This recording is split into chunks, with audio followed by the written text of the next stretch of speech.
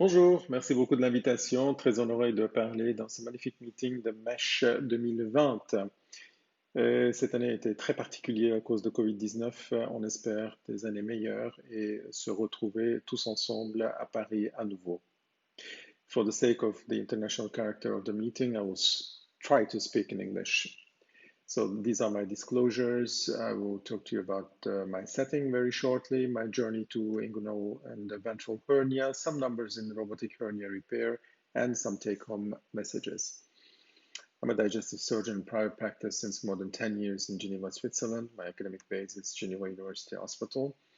We are active in minimally invasive hernia surgery since 1993, 1994 and with the robotic platform since 2006 at the very beginning of the robotic surgery. That being said, I'm not a hernia surgeon alone. I'm a digestive surgeon with heavy activity of colorectal surgery, cancer surgery. The following diapositives are the only ones that was given to me as information from intuitive surgery. These are the different numbers of robotic platforms active in Switzerland. We are here in Geneva. And these are the numbers of robotic hernia repairs in Switzerland. We see that in 2015 and 16, there was almost nothing. The red numbers are my own numbers.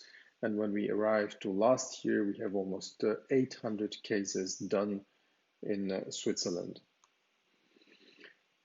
My hernia journey is very similar to everyone. We started with tissue repair, Schuldeis, Valtiodel, McWay, and we started in 1993 with the guidance of Bégin and Duluc with TEP repair, TAP repair, and then afterwards daycare repairs, ambulatory surgery for laparoscopic approach.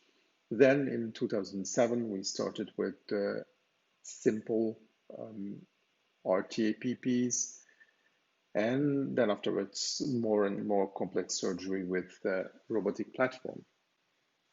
I have some caveats about what I'm talking about. Unfortunately, I cannot speak about the Swiss numbers because I don't have any details. I'm working in a private practice, so there is no teaching activity, there is no rounds. My surgical assistants are not in teaching, they are board certified surgeons and the anesthesiologist as well. We don't do any ambulatory or daycare services, all in hospital care.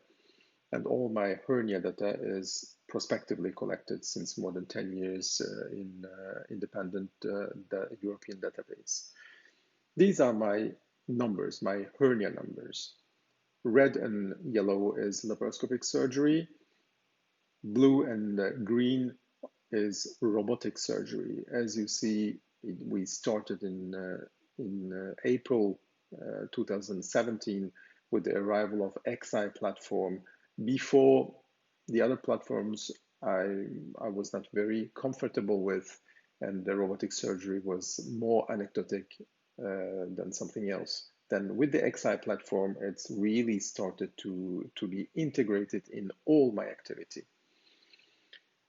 Here you see my different numbers with the different surgeries. We are using the robotic platform in the last years very straightforwardly.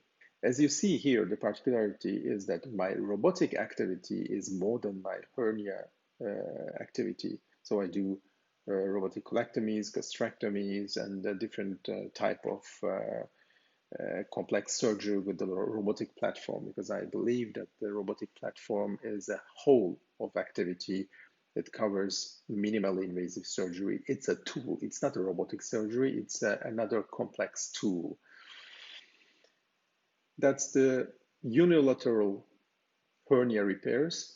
Red one is my mean laparoscopic time. This is my consult time, and this is skin to skin.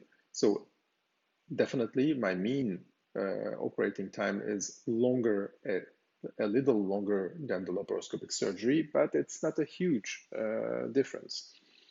And one should take in consideration that these are the mean numbers of whole the activity. Probably we are losing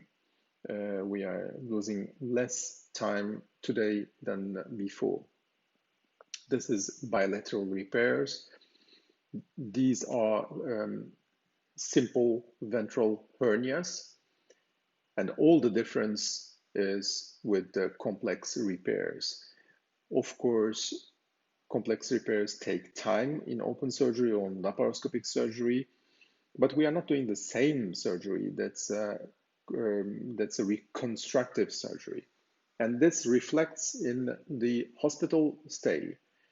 As you see, with the simple cases, the difference is not huge, but when you go to complex cases, unfortunately, complex cases stay more at the hospital. So I'm not quite sure that the robotic surgery is much more expensive than the laparoscopic or open surgery at the end, if we take in consideration all the costs. So at the beginning, the robotic platform was bought by the urologist for the urologist in our centers.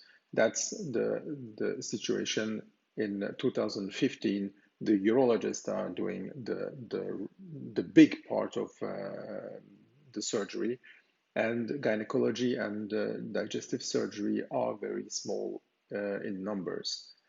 But when we come to these years in 2019 and 2020, we see that urologists, yes, they are doing a little less probably, but we are doing a lot more gynecologists as well.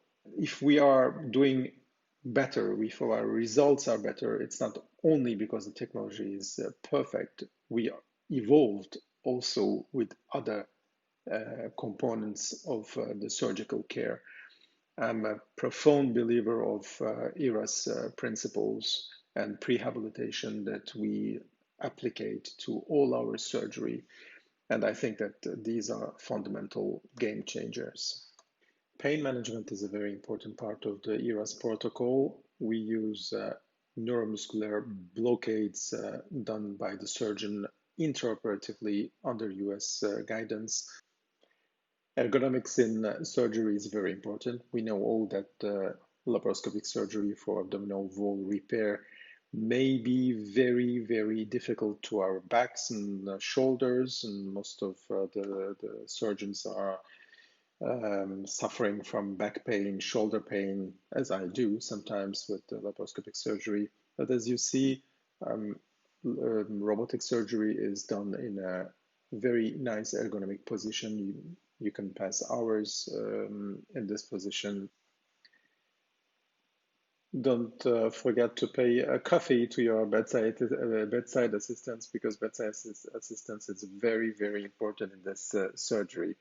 So thank you very much for this opportunity. Hopefully we will see each other next year.